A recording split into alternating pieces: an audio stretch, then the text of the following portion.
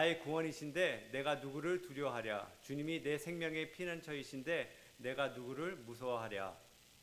대적들, 나의 원수들, 저 악한 자들이 나를 잡으려고 다가왔다가 비틀거리며 넘어졌구나.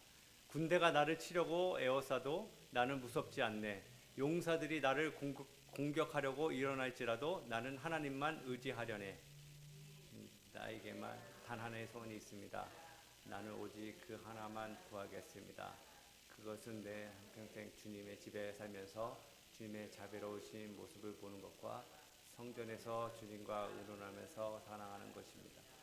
재난의 날이 오면 주님의 초막 속에 나를 숨겨주시고 주님의 장막 은밀한 곳에 나를 감추시며 반석 위에 나를 올려서 높여주실 것이니 여기서 쌓은 저 원수들을 내려다보면서 머리를 높이 쳐주게 주님의 장막에서 한성을 올리며 제벌을 바치고 노래하며 주님을 찬양하겠다. 내가 주님을 애타게 부를 때에 들어주십시오. 나를 불쌍히 여기시고 응답하여 주십시오. 주님께서 나더러 내게 와서 예배하라 하셨을 때 주님 내가 가서 예배하겠습니다 하고 대답하였으니 주님의 얼굴을 내게 숨기지 말아 주십시오. 주님의 종에게 노하지 마십시오. 나를 물리치지 말아 주십시오. 주님은 나의 도움이십니다. 나를 버리지 마시고 외면하지 말아 주십시오. 주님은 나를 구원하신 하나님이십니다. 나의 어머니는 나를 버려도 주님은 나를 돌보아 주십니다. 주님, 주님의 길을 나에게 가르쳐 주십시오. 내 원수들이 엿보고 있으니 나를 안전한 길로 인도하여 주십시오. 그들이 거짓으로 증언하며 폭력을 휘둘려서 나에게 대항하게 하니 내 목숨을 내 원수의 뜻에 맡기지 마십시오. 이 세상에 머무는 내 한평생에 내가 주님의 은덕을 입을 것을 나는 확실히 믿는다. 너는 주님을 기다려라. 강하고 담대하게 주님을 기다려라. 아멘. 예. 오늘 우리 토요예배에 오신 분들 다시 한번 환영합니다. 예, 오늘 말씀의 제목은요. 우리의 소원은 이라고 잡아봤습니다. 한국에서 살았던 분들은 아시겠지만 우리가 어렸을 때 학교에서 배웠던 노래가 있잖아요. 우리의 소원은 통일. 예, 이 노래를 굉장히 많이 불렀던 기억이 있어요. 그래서 어렸을 때 이 노래 부르면서 우리 한국 사람들은 반드시 통일에 대한 소원이 있구나 그런 생각을 가졌던 그런 기억이 있는데 각 사람마다 각자의 소원이 있다고 생각합니다. 예, 당연히 다 다르죠. 저희 아이들의 경우는 소원이 뭐냐고 최근에 물어보니까 빨리 팬데믹이 없어져서 예전처럼 그렇게 친구들하고 만나고 놀러 가고 싶다고 얘기하더라고요. 그래서 매일 저녁마다 기도할 때 하나님 팬데믹이 없어지게 해주세요. 그렇게 기도하는 아이들의 기도를 늘 듣고 있습니다. 아마도 많은 분들의 소원이 이와 같다고 저는 생각합니다. 오늘 다윗은 자기의 소원을 이렇게 말하고 있습니다. 4절 말씀에 보니까요.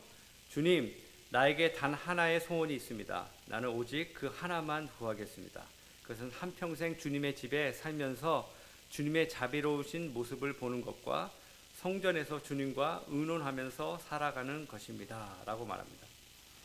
다윗의 생애는요, 정말 하나님만 구하는 삶이었습니다.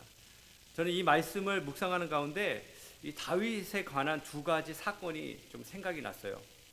첫 번째가 그가 왕이 되어서 처음 하나님의 법궤를 가지고 올 때 그 사건입니다. 여러분 아마 아시겠지만 그 법궤를 가지고 올 때 너무나 다윗이 기뻐했죠.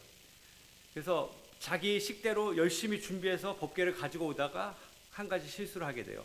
율법대로 하지 않아서 결국 한 사람 웃사가 죽게 됩니다. 그 일로 인해서 잠시 멈칫하는 그런 일이 있었지만 결국 다시 하나님의 율법을 제대로 읽고 준비해서 이제 드디어 그 법궤를 예루살렘 성으로 가져오죠. 너무나 흥분하고 기뻐했던 다윗이 어린아이처럼 춤을 추면서 성경에 보니까 그가 너무나 기뻐한 나머지 춤을 추다가 바지가 벗겨질 정도였다라고 표현하고 있습니다. 그만큼 이 다윗은요, 왕의 어떤 채통이나 명예보다 하나님을 사랑하고 그분의 임재를 기뻐했던 것을 우리는 볼 수 있습니다. 두 번째 사건은요, 그가 성전을 지으려고 했던 그 사건이에요. 하나님에 대한 열정으로 아주 불타올랐던 이 다윗이 하나님 앞에서 내가 성전을 짓겠다라고 얘기했을 때 하나님은 엉뚱하게도 이상하게 그 일을 거절하십니다. 그 내용을 읽으면서 제가 정말 다윗이 대단하다라고 느꼈던 것이 뭐냐면, 다윗이 정말 이러한 대답을 하나님께로 받았을 때 큰 좌절이잖아요. 거절감이잖아요. 상처가 됐을 텐데 그거에 대해서 전혀 아무런 얘기를 하지 않아요. 아니, 다른 것도 아니고 내가 다른 일 하는 것이 아니라 하나님의 성전을 짓겠다라고 얘기하는데 하나님이 정말 야속하게 대답을 하신 것 같아요. 저는. 그럼에도 다윗은 기쁨으로 이 성전 준비를 합니다. 자기가 짓지는 않지만 아들을 위해서 열심히 결국은 다 준비를 해놓고, 제가 봤을 때 그냥 숟가락 얹어놓은 것 같아요. 솔로몬은. 다 해놨어요. 다윗이. 그만큼 하나님을 사랑하고 하나님만을 사모했던 다윗의 모습을 볼 수 있는 것이죠. 그렇다면 다윗은 어떻게 이런 하나님만을 평생 소원하면서 살 수 있었을까? 저는 오늘 본문에서 두 가지 힌트를 좀 찾을 수 있었어요. 첫 번째는 다윗이 하나님만을 소원으로 삼았던 원인은 이 고난과 시련 때문이었습니다. 오늘 5절 말씀에 보면 재난의 날이 오면 이라는 표현이 나와요. 다윗 인생 가운데 순탄했던 그런 날도 있었지만요, 고난과 재난의 날들이 더 많았던 것을 우리는 알 수 있습니다. 여러분도 아마 기억하실 거예요. 그가 왕이 되기 전부터 약 10년 가까이 떠돌이 생활하게 되죠. 날마다 그를 죽이려고 수많은 군대들이 쫓아다니고 그는 숨막히는 추격을 늘 경험했습니다. 왕이 되고 나서도 아들 압살롬의 반란으로 인하여서 또다시 궁을 버리고 도망가는 그런 재난을 겪었습니다. 심지어는 그의 말년에도 왕위를 넘겨주는 일로 인하여서 한바탕에 나라가 둘로 갈라질 뻔한 그런 일도 있었습니다. 이렇듯 그가 말한 대로 2절에 나의 대적자들, 나의 원수들, 저 악한 자들이, 군대가, 용사들이 끊임없이 다윗을 공격했다는 것이죠. 이런 고난과 재난 가운데 다윗이 능히 이길 수 있었던 것은 그가 항상 하나님만 의지하고 사모했기 때문입니다. 그래서 오늘 그가 이렇게 고백하고 있어요. 1절 말씀에 보면 주님이 나의 빛, 나의 구원이신데 내가 누구를 두려워하랴. 주님이 내 생명의 피난처이신데 내가 누구를 무서워하랴 라고 고백합니다. 다윗의 이 고백은요, 그냥 책상에서 지식으로 안 하나님이 아니에요. 누구에게 들어서 알았던 어떤 하나님에 대한 얘기가 아니라 바로 자신의 삶의 고난, 재난, 어려운 가운데서 정말 내가 어떻게 해야 될지 모르고 내 생명이 정말 위급한 그 상황 가운데 정말 미래에 대한 두려움, 어떻게 해야 될지 모르는 그런 막막한 가운데서 그를 건져내시고 도와주시고 생명을 정말 지켜주신 그 하나님의 능력을 체험한 그 다윗의 고백이었음을 볼 수 있습니다. 그래서 담대하게 그는 얘기합니다. 주님이 나의 빛이고 나의 구원이신데 누가 나를 두려워하고 내가 누구를 무서워하고 내가 누구를 두려워할 수 있으랴 라고 고백합니다. 오늘 이런 고백이 저와 여러분 모두에게 있기를 간절히 소원합니다. 시편 119편에 보면 이런 말씀이 있어요. 고난당한 것이 내게 유익이라 이로 인하여 내가 주의 율례를 배우게 되었나이다. 고난당한 것이 축복이라는 것이죠. 우리 모두는요 지금 재난의 시간을 겪고 있습니다. 이 바이러스 때문에 많은 사람들이 고통 가운데 있습니다. 근데 이것이 바로 어떤 면으로 보면 축복이라고 말씀하는 것이죠. 바로 정말 하나님께서 우리에게 주시는 예배 축복이 바로 아침 예배의 축복이 저는 이 고난을 통해서 우리에게 주신 하나님의 축복이라고 생각합니다.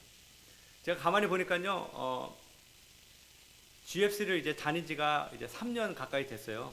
그래서 GFC 온 지 3년이 됐구나 벌써 그런 생각하다가 제가 GFC 와서 제일 먼저 좀 충격이었던 것이 우리 교회는 새벽기도가 없는 거예요. 그래서 신기하다. 왜냐하면 이제 전교에서 저도 이제 사역을 하다 보니까 모든 목회자들이 단 한 번도 새벽기도를 빠진 적이 없거든요. 빠질 수가 없고 그래서 새벽기도가 없다는 것이 너무나 신기해서 와 정말 내가 꿈꾸던 교회다. 너무 좋다. 와서 이런 교회가 있다니. 그래서 너무 기쁜 마음으로 잘 다니다가 계속 제 마음에 드는 생각이 우리 교회도 예배를 드려야 될 텐데 새벽기도를 해야 될 텐데 이제 그런 생각이 그냥 문득 들었어요. 게다가 이번 코로나 바이러스를 통해서 정말 이렇게 아침 예배가 매일같이 드려진다는 것이 얼마나 큰 축복인가라는 생각이 정말 이 지난 7개월 이렇게 지나면서 제 마음속에 많이 생겨났어요. 그래서 하나님이 이 고난 가운데 이 바이러스 때문에 우리 교회에 주신 축복이 바로 이거구나. 아침 예배구나. 예, 온라인으로 우리가 드리지만 매일 빠짐없이 정말 뭐 한 사람이든 두 사람이든 상관없이 정말 우리가 훨씬 더 많이 모이지만요. 이 많은 성도님들 함께 모여서 예배하고 기도하고 이 얼마나 큰 축복인지 모르겠어요. 그래서 하나님께서 우리에게 주신 축복이 바로 이거라고 저는 분명히 믿습니다. 고난을 통해서 우리 교회가 더욱더 하나님만 사모하고 예배하면서 정말 하나님만을 소원하는 그런 교회가 되기를 주님의 이름으로 간절히 축복합니다. 예, 두 번째로 다윗이 하나님만을 소원으로 삼았던 원인은요, 이 배신과 잊혀짐 때문이었습니다. 다윗은 뭐 배경이 그렇게 좋은 사람이 아니었죠. 그는 목동이었고 집안에서 가장 나이가 어린 막내였습니다. 존재감 자체가 없는 그런 인물이었습니다. 그래서 사무엘 선지자가 아버지 이새에게 아들들을 불러달라고 했을 때 아버지가 다윗을 아예 잊어버린 그런 사건이 있었죠. 이처럼 다윗은 아버지에게조차도 기억이 나지 않는 그런 아들이었어요. 생각해보세요. 아무리 못난 자식이라 할지라도 아버지가 아들을 잊어버리는 일은 거의 없잖아요. 그럼에도 지금 다윗은 잊혀진 아들이었어요.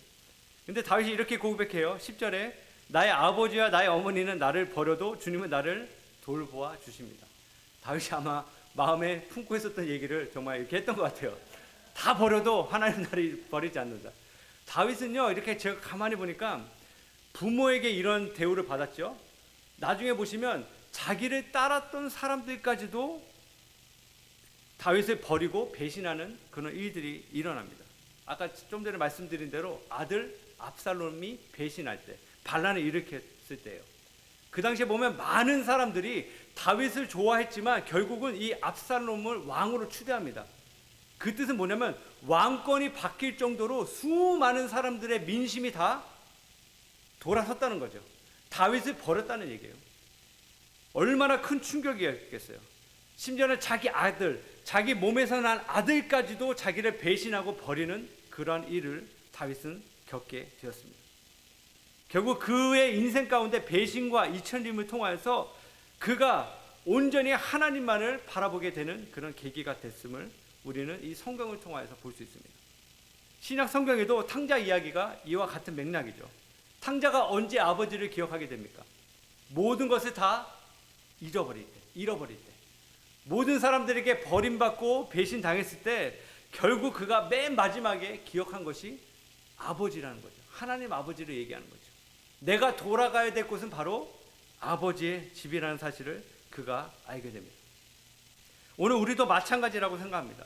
사람들에게 배신당하고 또 버림당했다면 우리가 좌절하고 낙심하는 것이 아니라 바로 하나님 아버지께로 돌아가야 되는 시간임을 기억하시기를 간절히 축복합니다. 다윗은 오늘 마지막 이 하나님을 소원으로 삼는 자들에게 이렇게 권면을 하고 있어요. 14절 말씀인데 제가 읽어드릴게요. 너는 주님을 기다려라. 강하고 담대하게 주님을 기다려라 라고 얘기하고 있어요. 이 말은 자기 자신에게 한 말이지만 다른 말로는 바로 하나님만을 의지하는 자들에게 주시는 말씀이라고 생각할 수 있습니다. 우리가 평생 하나님만 소원으로 삼기 위하여 가장 기본이 되는 원리는요, 기다림이라는 거예요. 기다림. 요즘같이 모든 게 빨리 움직이는 이 시대에 기다림은 참 어울리지 않는 말이죠. 천천히가 아니라 빨리가 중요한 이 시대에 주님은 우리에게 기다리라고 말씀하십니다. 이것은 나의 방법과 계획대로 움직이는 것이 아니라 바로 하나님의 말씀대로 하나님을 기다리고 하나님을 바라보면서 잠잠히 있을 때 하나님이 그 가운데 임하셔서 우리 가운데 놀라운 역사를 이뤄내신다는 사실입니다. 사랑하는 성도 여러분, 우리의 소원은 무엇입니까? 우리의 소원은 통일이 아니라 예수 그리스도가 되기를 간절히 축복합니다.